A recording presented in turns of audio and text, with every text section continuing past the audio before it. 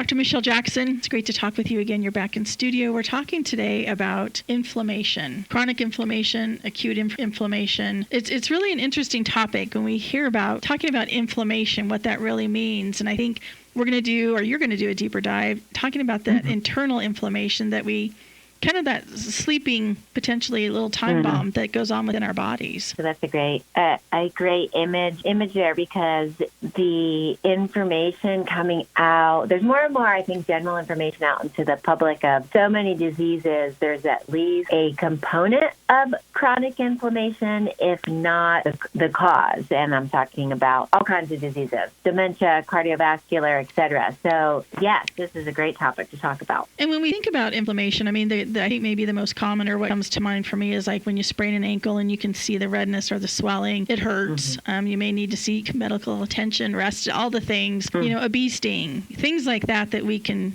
visually see. But then there's that chronic inflammation too that I don't think we talk that much about. I mean, the difference between acute versus chronic, how would you define that? And it really is this chronic inflammation that we're realizing is the driver, or at least, again, an ingredient, a culprit of a lot of chronic diseases. But yeah, you hit the nail on the head with like acute inflammation. If we think about, we step on a nail or sprain our ankle, our immune system gets activated, and you need that. Your body needs to fight that, whether, again, it's an infection, injury, and you think about that, red, hot, swelling, painful area, and your body needs that. Your immune system goes, ooh, I've got to acutely deal with this injury. So what happens with that acute process is the immune system gets activated, but it's only supposed to be temporary. And then what happens when we've got this chronic inflammation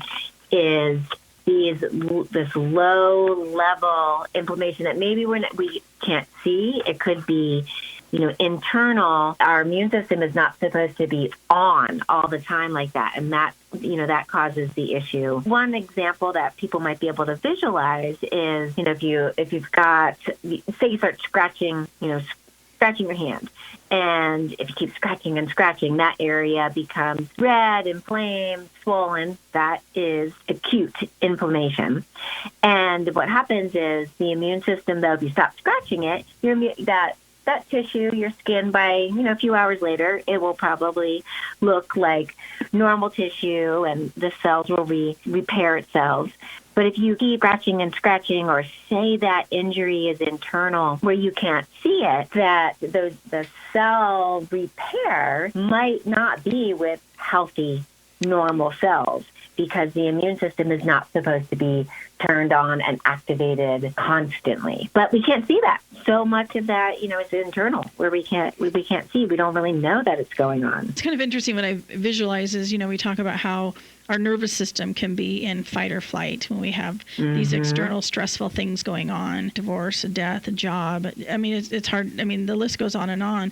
But to think about our immune system being in constant kind of fight or flight. Yeah. We know the toll it takes on us emotionally, but that internal toll, that can cause havoc as well. Absolutely. I think once we become aware of it, of that possibly there's some inflammation, or I think as society, hopefully we're getting more aware of this. Like so much of us, and I'm guilty of this too, is the continuing going. And then if I really sit back and maybe assess how my body is feeling, I might be like, oh, my joints are kind of swollen, or I'm fatigued. That could be due to chronic inflammation. But many times to have it sounds silly, but the time to sit back and actually think about how we're feeling, we're not always as good as a society at doing that. And looking at inflammation too, we can look at the lifestyle component to it, things that we're doing that we don't realize we're maybe doing or need to reevaluate that are contributing to inflammation.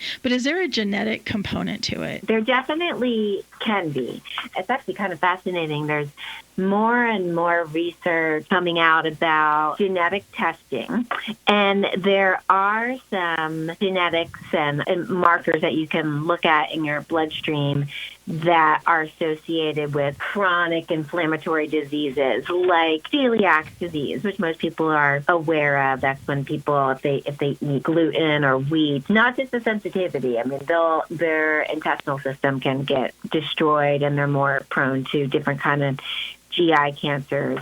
There are some genetic pieces that you can test for, and that and it seems like these genes, they affect how well or how dysregulated the immune system responds to, like, say, a pathogen. But not a lot, but some autoimmune diseases like rheumatoid arthritis, Crohn's disease, there's this HLA gene that you can test in the blood and see if you have that genetically. So there's more and more testing for some specific diseases, but just because you have that genetic marker, I don't believe that it predisposes you to always get the disease. There's this whole new category called epigenetics, and epigenetics are environmental, and that includes behavioral processes that you can do as a person that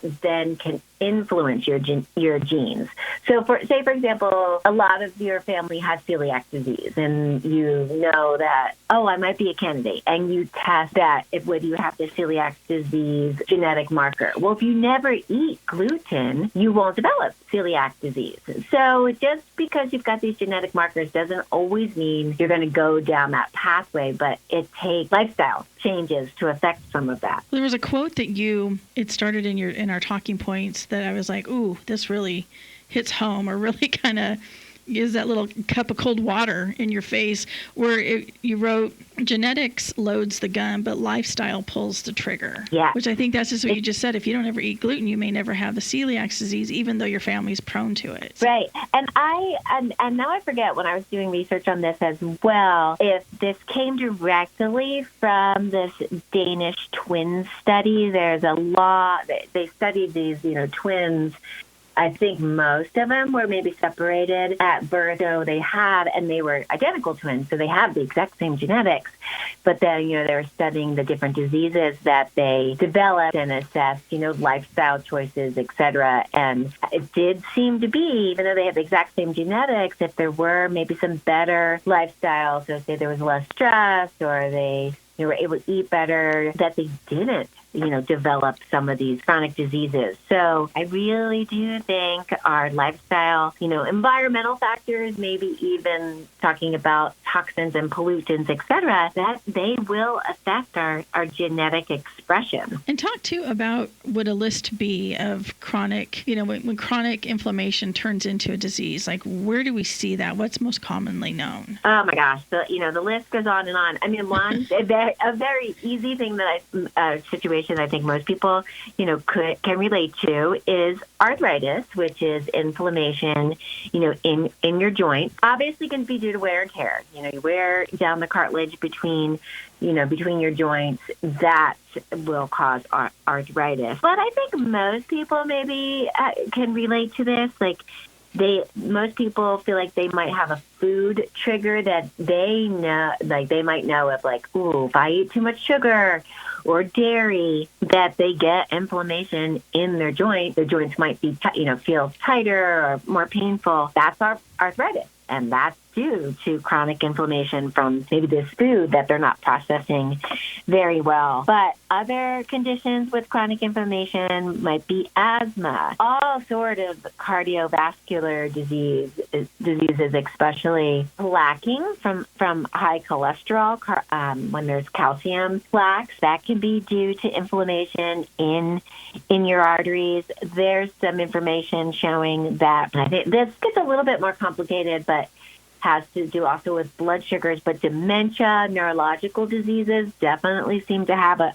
chronic inflammation component. Cancers, autoimmune diseases, that's an easy one. I think that there's a lot of conditions can be linked back to chronic inflammation. What's sad but also very eye-opening is that how long the list is. Yeah. It's like it's not just 3 or 4 things. It's like, no, the list is pretty long of what chronic inflammation, and how long does inflammation need to be chronic before you start seeing the disease or, the long-term negative effects? That would probably, I don't have a specific, answer to that. A lot of that depends on kind of these other factors. Like if you almost think about a scale, and on one side of like an old-fashioned scale, and one side of the scale is everything that you're doing to reduce inflammation. So say you're eating well, but then on the other side of the scale, you're not getting enough sleep. Okay, right now they're equal. But then if you put on the negative side of the scale some chronic stress, then the scale gets tipped towards pro-inflammation. So really, it's the whole picture. How much you're doing. Really, lifestyle just comes back to a big part of it. It is that lifestyle piece of it. I mean, it seems like everything comes back to lifestyle, our choices that we're making. The real root cause is us, which isn't meant to be a negative statement, but a reality. Definitely. There's definitely a lot of things in our society that are, just accepted, but are definitely cause inflammation. And I think when people really think about it, they're like, oh, yeah, that makes sense. I mean, smoking, even, chronic alcohol intake, that's inflammatory. I mean, both of those things, nicotine and alcohol, are poison to our body. Definitely, stress, which we can talk about more, but we always have this exposure to things that can cause inflammation. So that's when it's when we can do our part of sleeping well, eating well. It helps balance that out. Yeah, it is interesting, the diet piece of it, but also that the chemicals and additives. What brings to mind is a hairdresser in the past, just the chemicals from, I don't even know if we do perms anymore, but so I'm dating myself, but the odor from a perm and those chemicals, or even coloring hair, those types of things, how that took a toll on her body and she had to step away. So I think really looking at all of the things and how our body responds to it. I mean, the body's not shy about telling us when it's like, this isn't good, danger, danger. Yes, but I think that sometimes, again, we're all guilty of this, including myself, of listening to our body, realizing, like I said, I am tired, or I'm not getting enough sleep. We just feel like we've got this big, long to-do list. And again, I'm guilty of this too. But realizing, if you did rest, I mean, most of our immune system heals itself when cortisol is low at night when we're sleeping. Well, if you're not getting enough sleep, guess what? Your immune system, and then therefore inflammation, is not going to have time to decrease. Talk too about diet and the foods that contribute to it. It's really interesting that the microbiome and the GI tract and all of that, and how eating the processed frankenfoods and not getting, an apple, a banana, maybe a salad in there, what that does to the lining of our GI tract, so that we can't absorb nutrients and we can't. I mean, over time, it really does. I mean, that part, that's definitely a chronic issue, and you're probably seeing a lot of that, especially today. No, oh, gosh, definitely. So, I would say, one of the 3 top causes of chronic inflammation are lipotoxicity, which we can talk about. That's, excess fat cells, adipose tissue, but gut dysbiosis or leaky gut. So we'll definitely, let's talk about that, or just oxidative stress, which we were talking about with the chemicals, free radicals, food sensitivities, food allergies, leaky gut, whatever you want to say what that is a huge, huge cause of chronic inflammation. And I think that the tricky part is, even though you could have a leaky gut, which I can talk about what that is a little bit more, it doesn't mean that the inflammation reaction and chemicals that your body produces in inflammation stays in the gut. So say for someone's say they are sensitive to dairy, but they're like, oh, but I can eat it and I don't get a stomach ache. But it actually, for that person, might be a cause of their arthritis or even their migraines. Because if we've got a leaky gut, which just means that the cells of our GI tract should be really tightly close together. You can kind of think of it as, like bricks in a house. Like, so they're really tight together.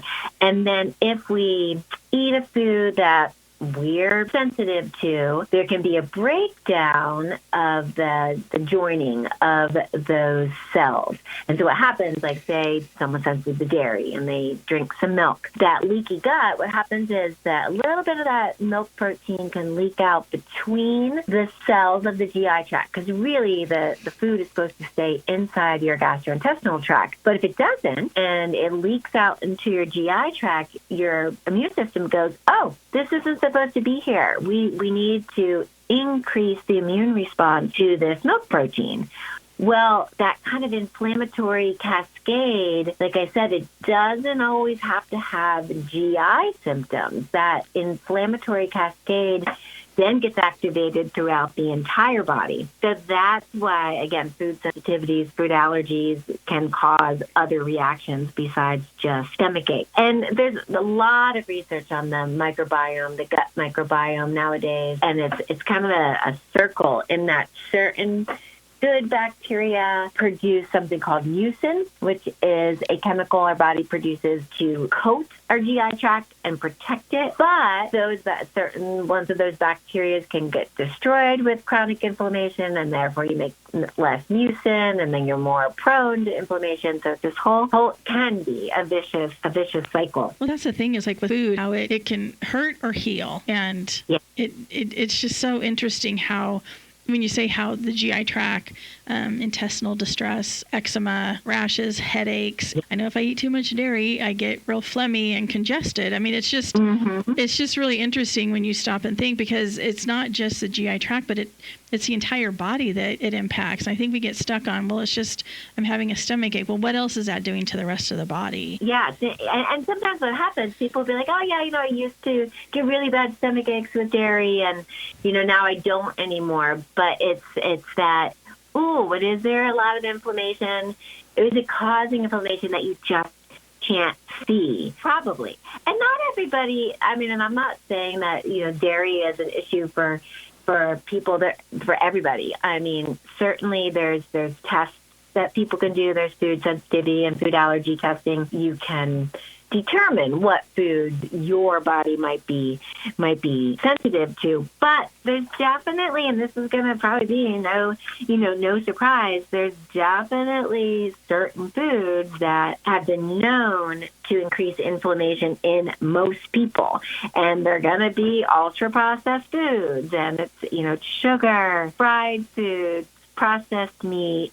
Sugar is just a big part of that. So that's probably no surprise. That's certainly a dietary change that people can try to do. And even if they just pick one of those things, like, okay, I'm just, I'm going to try to eat, maybe not cut out sugar because that's so difficult, but I'm going to eat less of that. Well, that will, in turn, lower inflammation. We talk about obesity and inflammation, carrying around extra weight. That in and of itself is inflammation. Is that right? Yeah. And when I keep talking about some of these things with the vicious cycle, the fat cells or adipose cells and inflammation, they're a big circle, because the fat tissue itself is their cells, and they're not just dormant. They just don't, like, you have fat cells and they just sit there. They actually are metabolically active in the body, and your fat cells do produce chemicals that are inflammatory. Diabetes as well as obesity, they're linked to many chronic inflammatory conditions like cardiovascular disease, etc.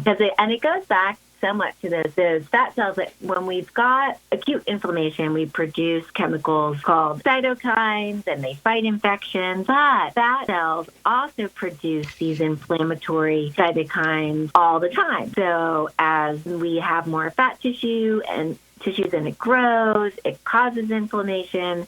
Well, more inflammation tends to cause more fat tissue. So it's this whole whole vicious circle that goes around and around. Well, and that's, I think, too, where we're hoping for, is there that little magic pill or a magic drink or something that will, and it's like, no, you got to do the work. I mean, it always comes back to the choices that we're making and doing the work. We might need to give up some things. And I know we don't like to do that. We don't want to give up things. But when you look at your health and your life and how these things can just get more and more debilitating, you got to pick your battle. I mean, I guess if you know what you're doing and you're okay with the inflammation because you don't want to give up whatever that happens to be, at least you know. Right, it's being informed of it. I was listening to a book recently about it was all about sugar, and it was really interesting because it was going back even to the very, very early colonies and different places that were colonized for the sugar plant, etc. It is very, very interesting about how we've increased our consumption of sugar by the pound. It's actually mind-boggling. I should have written down the information. I'm making this up, so if someone fact checks me, I'm totally wrong. So I want to say in the 1700s, average American, maybe 5 pounds of sugar a year, and nowadays, the average American is, eating. I think at the highest point, it was like 115 pounds of white sugar a year. But if you look at that trend of the increase in sugar consumption with the increase in diabetes, heart disease, or cardiovascular disease, obesity, that trend, they parallel one another. So I do think diet, making good choices with your diet, or at least making some changes, in your diet, it really can help some chronic inflammation. And it's hard. I mean, I speak about the sugar thing myself, and that's definitely my weak point, my Achilles heel. And I think about it goes back to childhood and my grandparents, and that's the way they showed love in my family of, candy and sweets. So it is teasing all of that out. But our diet is a big, big, big, big cause of inflammation. Well, and sugar seems to be everywhere. I mean, if you think back to Little House on the Prairie days, I mean, that was, you didn't get sugar unless it was like Christmas time. It's just interesting when you really look back to the history of how our food has progressed, or maybe not progressed in some ways. But that's where it comes into reading the labels and taking that accountability and at least know what you're eating or know what you're doing. Seems like it's set up to fail sometimes, our dietary, our foods that are put before us. Well, and I know we talked about this quite a bit in some of our past radio shows. We were talking about the GLP-1 medications, and so we've touched upon insulin. We want to touch upon that again. Like, insulin is a hormone our body produces and it helps sugar out of the bloodstream, puts it into our cells, like our muscle cells, our liver, so we can use it appropriately. But inflammation, and when I say inflammation, it's this whole process of the chemicals that is produced, the cytokines, etc.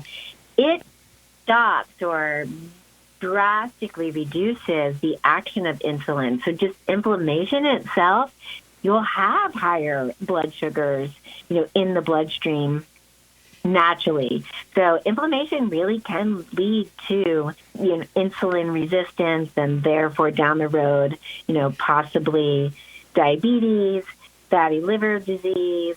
So once again, that can be one of those vicious circles as well. And talk too about stress, because that one wreaks so much havoc, and sometimes we just don't. It's being in that constant kind of fight, flight, or freeze type mode. But sometimes we're in it and we don't realize. We think we're managing it. We think we've got it handled. It's like we maybe even acknowledge, this is a real stressful time. Let me just get through this. But it's still taking a toll, even though intellectually we think we have it dialed in. The rest of the body is like, hold my beer. You have no idea. Yes. Yeah, the stress response is very interesting. There's kind of almost like two different things I can talk about there. In that our brain is what it senses that there's stress. and it's called the hypothalamus pituitary adrenal axis. So our brain is really what senses stress, and it tells your adrenal glands to produce cortisol or not produce cortisol. And one thing that happens if you have inflammation in your body from a food allergy, or say like even what we say is called a gut dysbiosis. Say you've got bacteria that are out of balance, or we've got bacteria in our GI tract that are kind of neutral, that we all have, but if they overgrow, then they can become pathogenic. But your brain senses all of that. So if you've got inflammation in your body, your brain's going to go, it activates that fight or flight response, and it'll produce more cortisol. Well, we all, most of us have heard about some things about cortisol. It certainly can affect our sleep, and it can cause some weight gain because what one thing cortisol does is it tries to suppress the immune system sometimes. So say you break your arm, you're going to produce a bunch of cortisol because your body's like, fight or flight. It's going to try to decrease the inflammation of that break at your arm. But all of your focus of your immune system is going right to that break. And it might be at the expense of the other more quiet things your immune system's doing, like being able to fight off the parasites or the viruses, et cetera, that are just in all food that we eat every day. Always this balance. Cortisol itself, like I'll also use this example a lot for people. They do these really interesting tests on people who do ultra marathons or marathons, and when they're running, in the middle of running this marathon, they'll have a huge cortisol spike because that's one way your body goes, run, keep going. Many times afterwards, they might get sick afterwards. They'll catch a cold or a flu because their immune system was used up so much with that immediate fight or flight response. So yeah, chronic stress just changes how we normally keep inflammation under control. It gets haywire. Yeah, that stress is just, I don't know, some people say, well, it's good stress. I'm like, I don't know that there really is a good stress when it takes a toll on your body. I mean,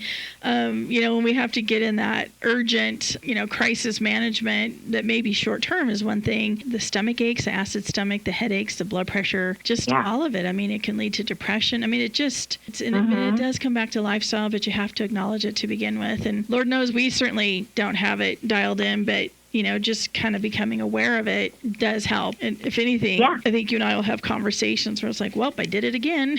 I had the questions, but I thought I knew better. Yes, definitely.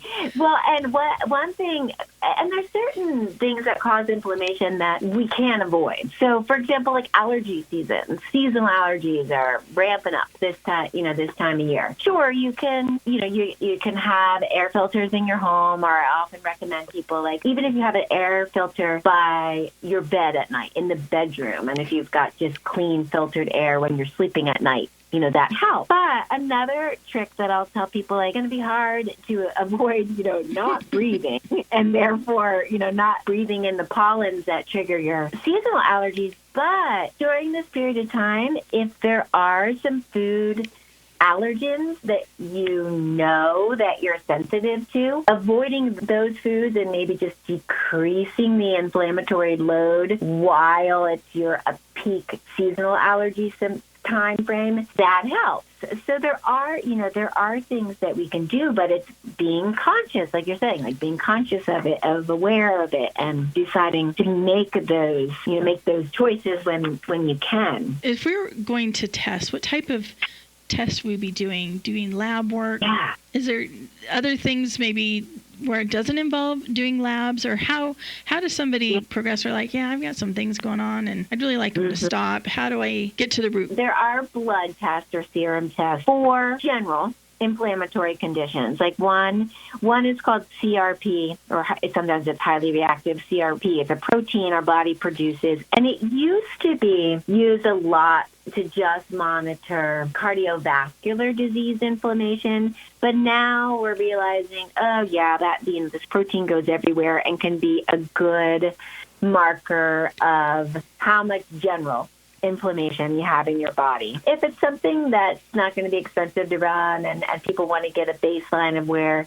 their inflammatory conditions are in your body, that might be something that we test. There's also something called a SED rate that will also measure general inflammation, has to do with the red blood cell. And so sometimes people like to do that, especially like if they're at the beginning of a healthcare journey and they're like, I want some markers to know that my diet changes that I'm doing, that it's having a positive effect. So sometimes it's really helpful to look at those numbers of like, oh yeah, look, in this 3 months, your C-reactive protein came down, your SED rate came down. So yeah, there's definitely those tests that people can do. And as I mentioned before, if there are genetic diseases in your family, like celiac, Crohn's disease, rheumatoid arthritis, things like that, there are some specific genetic markers that you can do as well.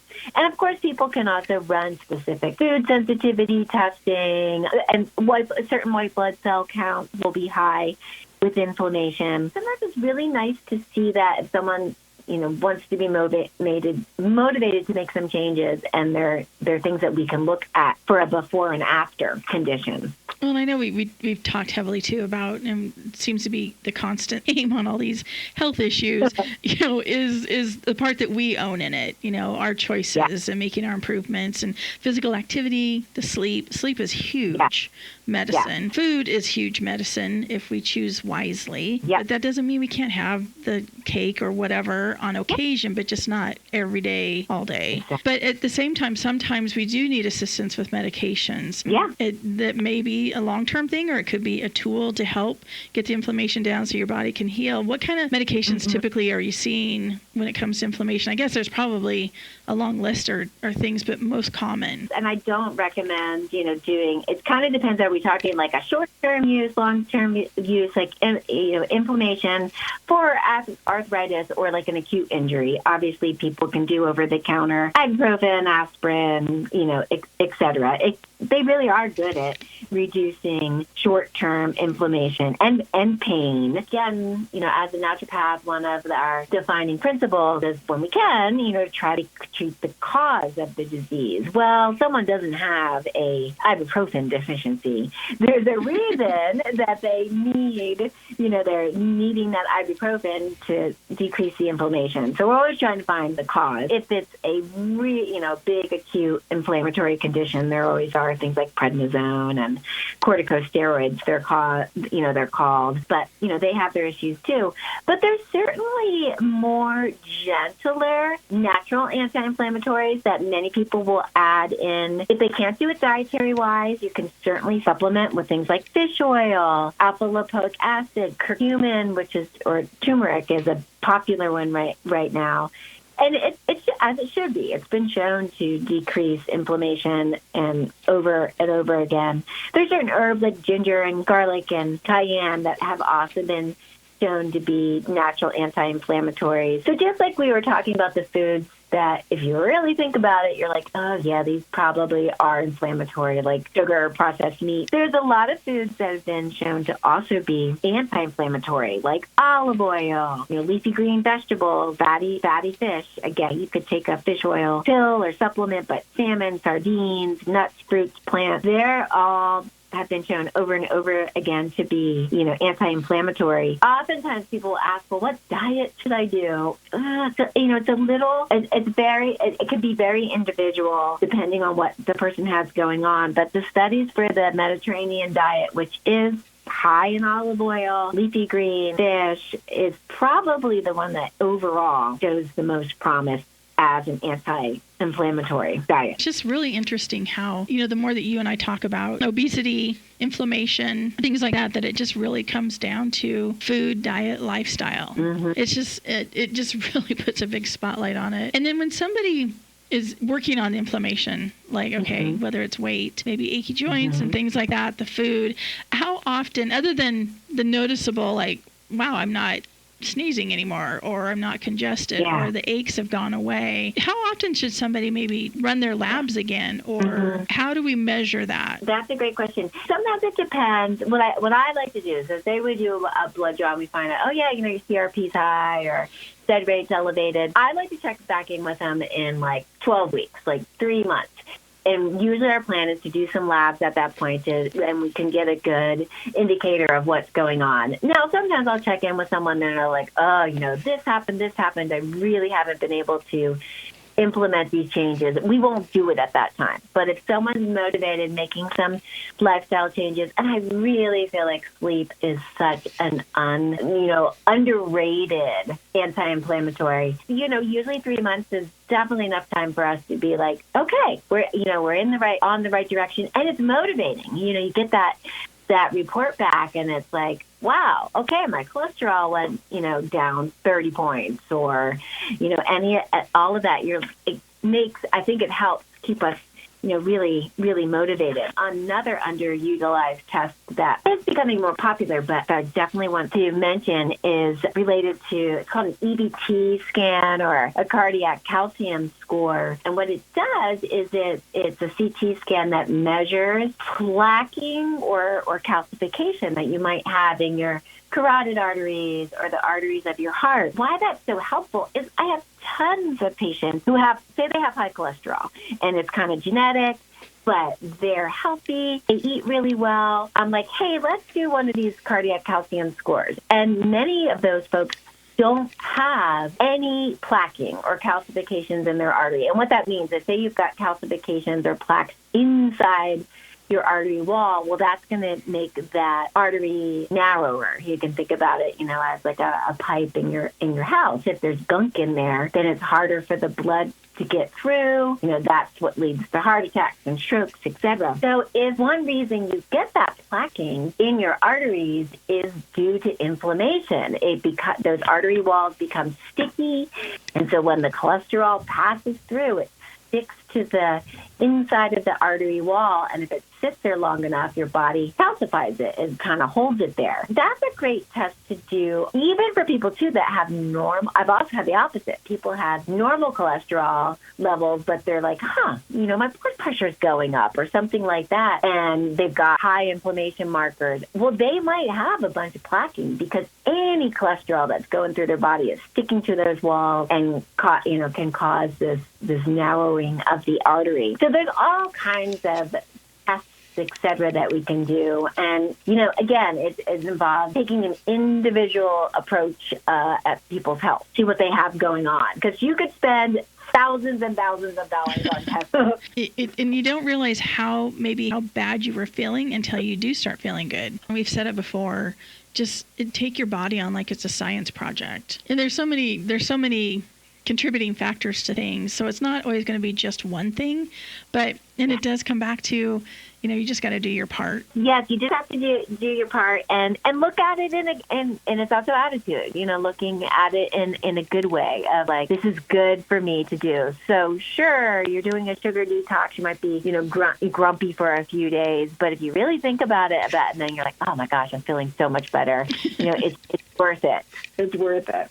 Yeah, the withdrawals may not be too great in the beginning when you're coming off of sugar and all the white stuff, but just give it a couple days. Lots of water. Yep. It's temporary.